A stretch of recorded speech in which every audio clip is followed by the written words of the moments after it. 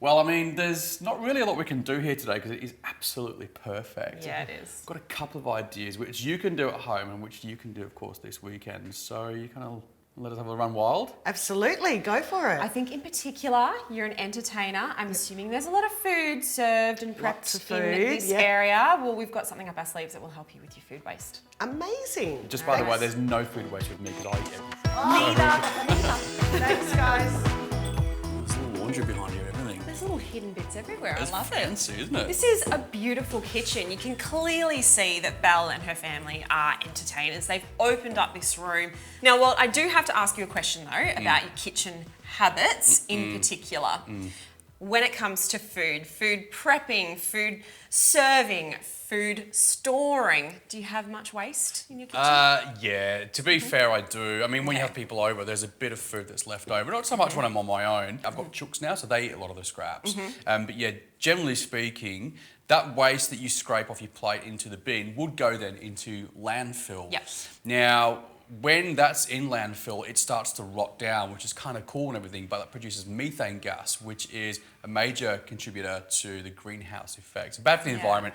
It's actually worse than carbon dioxide for the environment. And it is funny that you say that because a lot of what would be going into waste would be things that you can compost. I guess the only things that you maybe couldn't would be meat, bones, dairy, and then imagine if you live in an apartment. Scrape it off the edge of the balcony. Exactly. You've got no real way to even entertain the idea of compost.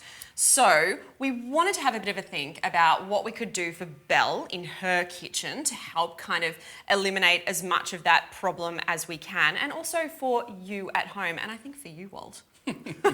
So while we were doing a bit of our research, we have come across something that, like all good things, has evolved and advanced so much that we just had to share it with you. I'm so excited for this story.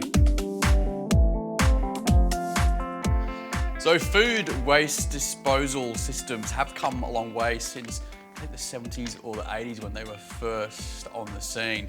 Of course, technology changes and they've come a long way since then, and they are becoming more and more popular these days. For all those reasons which we were just talking about. I mean, you know, food that's left over in your fridge, some of that can go in this. You know, when you're scraping your plates, rather than it hang around in your kitchen bin until bin day, you can put some of that stuff in here too.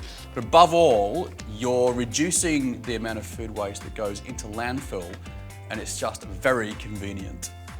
So the model that we've chosen for Belle today is the InSinkErator Evolution 250. Now this bad boy actually sits under the sink, but basically all you need to do is pop whatever kind of leftover food scraps you've got into the sink, including some bones, fish heads, prawns, pretty much any veggies that you might have left over as well, into the sink. Turn the tap on, press the button, and this will grind up all of that food to about half the size of a grain of rice. The food waste is then transferred down your existing plumbing lines and processed through with the other organic waste from your home to a wastewater treatment plant. And some capable plants can actually take the methane from the food, transfer it into renewable energy, and send it back to the grid. So it's great for the environment. I'm walking alone.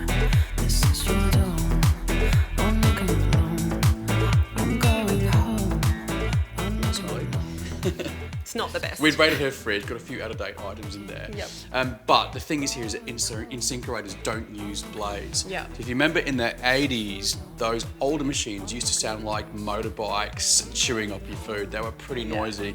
Thankfully, technology has changed now, so these are much quieter. Now, installation does have to be done by a plumber, but it goes in and it uses your existing water points. So it kind of takes, I think, you know, the little bit of guilt that you might have attached with the old pre-rinse before you stack into the dishwasher away. You can simply scrape your plates into the sink, turn the water on and hit the button and you're good to go. So I've got some chicken bones. I've got some beans. Yeah. Got the bits and pieces. Should we fire this thing up? Give it a whirl. Are you scared? No, I'm excited. I think this is a perfect option if you want to be a little bit friendlier to the environment, have a bit of a cleaner kitchen. So, all right, well, press your fun button, turn the water on. Yep. That's how quiet it is. I know. I don't hear it. And then so you're just chatting away to your friend. You're like, yeah, no worries, all good. And then down it goes. And so what I would do, because it's a flat sink, there you go. pretty same table manners? As me, Yeah. you cannot talk about food, young lady. Well, I'm definitely sold. And if you want to find out more about which model might be best for your place, you can jump onto the website InSinkErator.com.au and check out the full range. We know what you have to do now, don't you? What's that? Stack the dishes in the dishwasher. I think I've got other plans. So while you're doing that, we'll take a break, and when we come back, we'll be finding out how you can turn your roof space into a very cool attic, all starting with an attic ladder. Back soon.